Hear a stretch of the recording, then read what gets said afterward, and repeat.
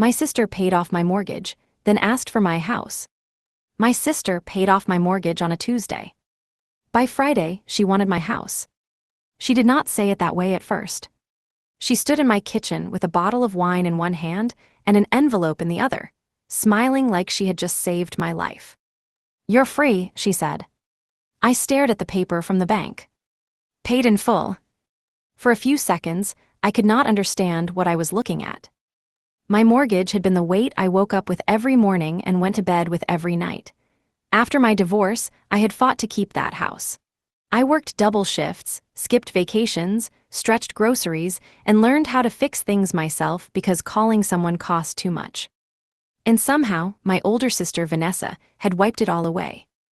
I looked up at her, already crying. "Why would you do this?" She hugged me hard. "Because you're my sister." That was the first lie. I did not know it yet. I just stood there in my kitchen, holding proof that the biggest burden in my life had disappeared. For 3 days, I felt lighter than I had in years. Then Vanessa came back. This time, she did not bring wine. She brought papers. "I need a favor," she said.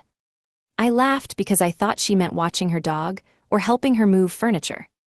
"What kind of favor?" She slid the papers across my table. "I need you to sign the house over to me temporarily." I thought I had misheard her. "What?"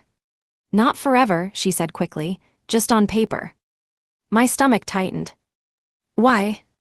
Vanessa sighed like I was making things difficult. "Because I need to qualify for something. It's complicated." "What kind of something?"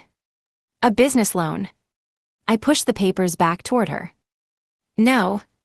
Her face changed. "Not anger." "Not yet." "Disappointment.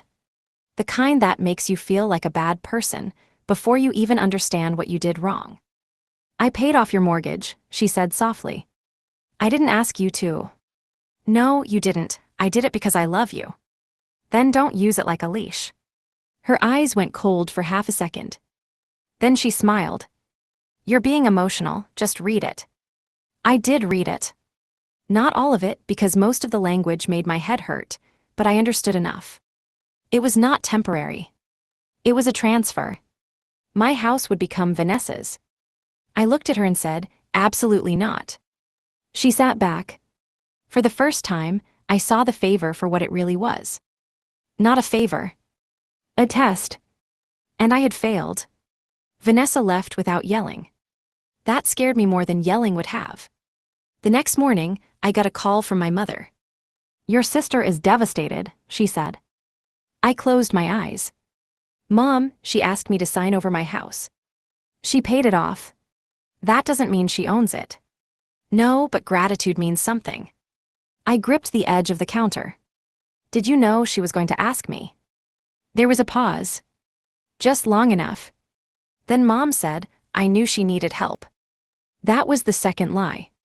Over the next week, my family treated me like I had stolen from Vanessa. My aunt texted me that I had always been selfish. My cousin said Vanessa had rescued me and I was humiliating her. My mother stopped answering when I called, but she kept sending messages. "Think about what your sister sacrificed. Family helps family. Don't make this ugly." I tried to ignore it. Then a letter arrived from an attorney. Vanessa was claiming I had agreed to transfer the house after she paid the mortgage. My hands shook as I read the words. She said the mortgage payoff had been part of an oral agreement. She said I had accepted the money, knowing the property would be transferred to her. She said I was now refusing to honor that agreement. At the bottom was a demand. Sign the deed within 10 days. Or face legal action. I sat at my kitchen table until the room got dark. Then I called the bank. The woman on the phone was polite until I asked where the payoff funds had come from. "I'm sorry," she said, "we can't disclose information about the sending account." "But it paid off my mortgage." "Yes, ma'am." "Was it from my sister?" "I can't confirm that." Something in her tone made my skin prickle. I asked one more question. "Can you tell me if the payoff was made by personal check?" She paused. "No, it was a wire transfer." Vanessa hated wire transfers. She once called me crying because she could not figure out how to send money to a contractor online. So where had she gotten enough money to pay off my mortgage by wire? That question kept me awake all night. The next morning, I drove to the county records office. I told myself I was being paranoid. Then the clerk handed me the file. There was already a deed transfer recorded against my property. Not completed. Not valid. But filed. My name was on it. My signature was at the bottom. Except I had never signed it. I stared at the page until the letters blurred. Vanessa had not asked me to sign over my house. She had already tried to take it. The favor was not the beginning. It was the cover story. I took the documents to a real estate attorney named Paula Reyes. She read quietly, flipping pages while I sat across from her, trying not to cry. Finally, she looked up. "This is bad," she said, "but it's also sloppy." "Sloppy how?" "The notary." She turned the paper toward me. The deed had been notarized 2 weeks before Vanessa paid off my mortgage. 2 weeks before she ever claimed we had an agreement. The notary was my mother. I stopped breathing for a second. "My mother is a notary," I said. Paula nodded. "She notarized your forged signature." That should have been the moment everything made sense. Instead, it made everything worse. Because Vanessa taking advantage of me was one thing. My mother helping her was another. I drove to Mom's house that evening. Vanessa's car was in the driveway. I almost left. Then I saw them through the front window, sitting at the dining room table with a stack of papers between them. "My papers." I knocked. The room went still. Mom opened the door and said, "This is not a good time." I stepped past her. Vanessa stood up fast. "You can't just barge in." "That's funny," I said, "because apparently you can forge my name." Mom's face went pale. Vanessa looked at her. That tiny glance told me everything. They both knew. I put the deed on the table. "Which one of you signed my name?" Neither answered. So I looked at Mom. "You notarized it." Her mouth trembled.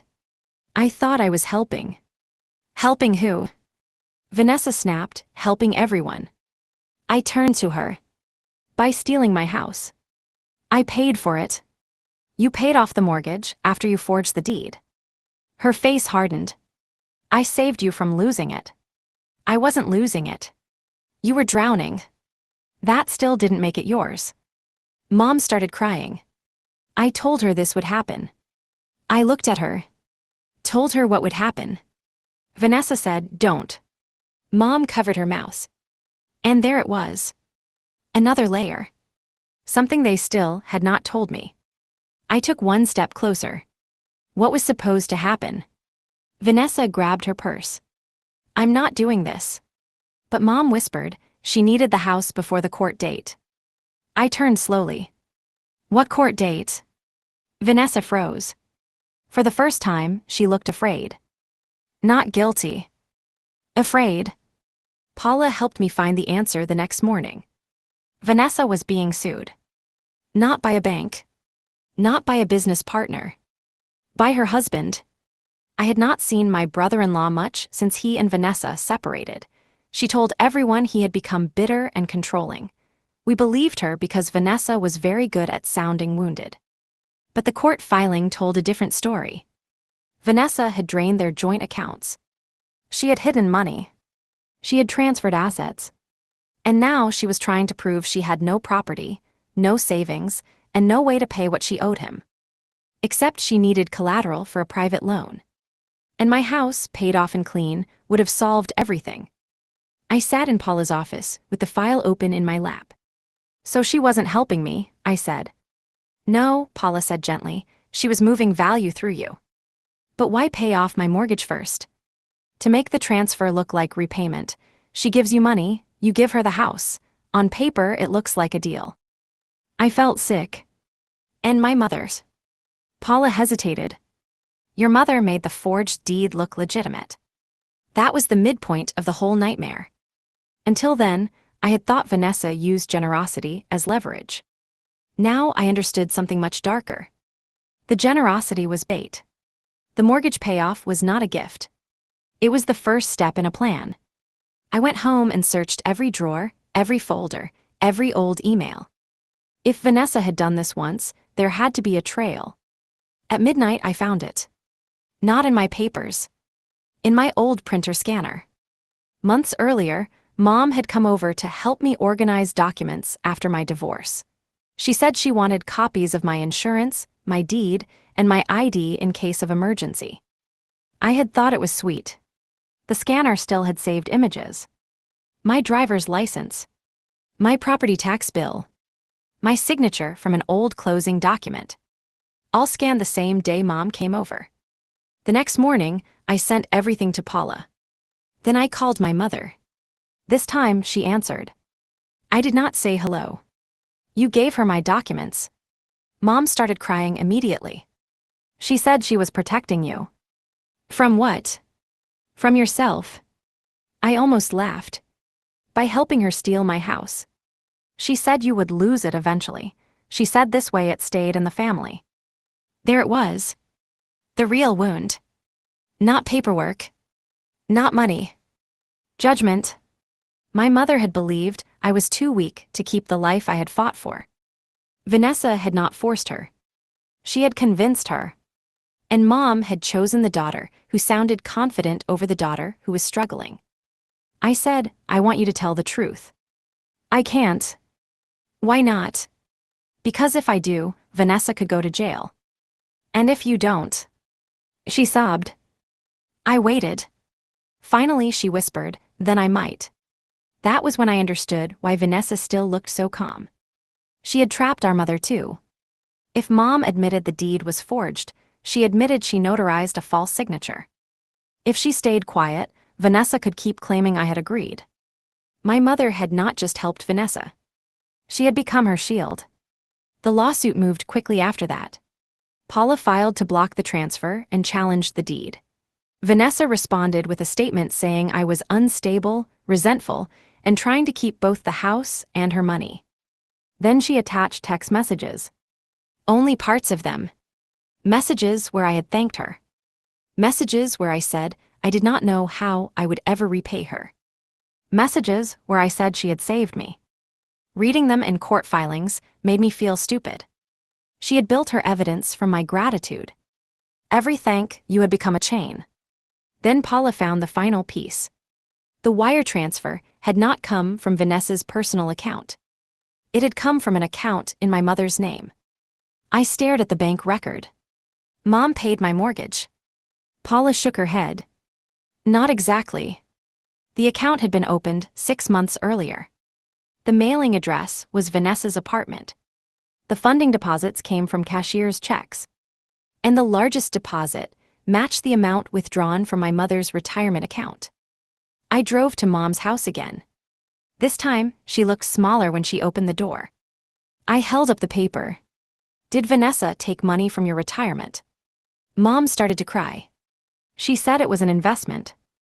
In my house. She said once you signed it over, she could refinance, pay me back, settle her divorce, and then everything would be fine. I felt something inside me go cold. You gave her your retirement money to pay off my mortgage, so she could steal my house and borrow against it. Mom covered her face. She said you would say no if we told you everything. She was right. Mom sank into a chair. I thought I was saving both of you. No, I said, you were saving her from consequences.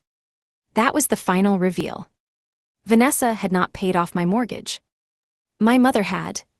Vanessa had used Mom's fear, my gratitude, and forged paperwork to turn my home into a lifeboat for herself. And she planned to leave both of us drowning. The court hearing was 2 weeks later. Vanessa arrived in a navy dress, looking calm and injured. Mom arrived with red eyes and shaking hands. I did not look at either of them. Paula presented the scanner records, the forged deed, the notary date, the court filing from Vanessa's divorce, and the bank transfer trail. Then the judge asked my mother one question. Did you witness your daughter sign this deed? The room went silent. Mom looked at Vanessa. Vanessa gave her the smallest shake of her head. For a second, I thought Mom would lie. Then she broke. No, she whispered. The judge leaned forward. Please speak clearly. Mom wiped her face. No, she did not sign it. I notarized it anyway. Vanessa stood. Mom, stop. But Mom did not stop. She told the court Vanessa had asked for my documents. She told them Vanessa said it was the only way to protect the family. She told them she had emptied part of her retirement because Vanessa promised she would pay it back once she controlled the house. By the time Mom finished, Vanessa was no longer pretending to be hurt. She looked furious. The judge invalidated the deed. The transfer was blocked. The matter was referred for investigation. Vanessa's attorney asked for time. The judge said no. Outside the courtroom, Vanessa finally spoke to me. I hope you're proud of yourself. I looked at her for a long moment. I am. Her face twisted. You destroyed this family. No, I said. I found out who was already doing it. She walked away before I could see her cry, if she cried at all. The consequences did not come all at once. That made them feel more real. Vanessa was charged months later for forgery and financial fraud. Her divorce case reopened with the new evidence. The private lender she had been courting disappeared. Her husband's attorney found other transfers she had hidden. Mom lost her notary commission. She was not charged the same way Vanessa was, but she had to testify, repay penalties, and live with the fact that she almost helped one daughter steal from the other. Our relationship did not heal quickly. For a long time, I could not sit across from her without seeing her stamp on that forged deed. She apologized often. At first, I hated the apologies. They felt too small for what they were trying to cover. Then one afternoon, she came over with a folder. Inside was a repayment plan. Not words. Not tears. A plan. I can't undo it, she said, but I can spend the rest of my life proving I know what I did. That was the first apology I believed. As for the mortgage, the bank would not simply reverse the payoff. The debt was gone, but the money had come from Mom's retirement. So I made a choice. I signed a private repayment agreement with her. Not because she deserved it. Because I did not want my freedom built on another lie. Every month, I paid her back what I could. On my terms. With everything in writing. The house stayed mine. But it felt different after that. For a while, every room reminded me of what almost happened. The kitchen table, where Vanessa slid the papers toward me. The hallway, where Mom had copied my documents. The front door, I nearly lost without even knowing it. Then slowly, it became mine again. I painted the living room. Changed the locks. Planted lavender by the porch. Small things. Mine things. A year later, Vanessa sent me a letter. I almost threw it away. Instead, I opened it standing over the trash can. It was not an apology. It was an explanation. She said she had panicked. She said she felt cornered. She said I had always landed on my feet, and she thought I would survive it. That line stayed with me longer than the rest. She thought I would survive it. As if survival made betrayal acceptable. I folded the letter and put it away. Not because I wanted to keep it. Because sometimes you need proof that the person who hurt you still does not understand what they took. My sister paid off my mortgage. For 3 days, I thought it was love.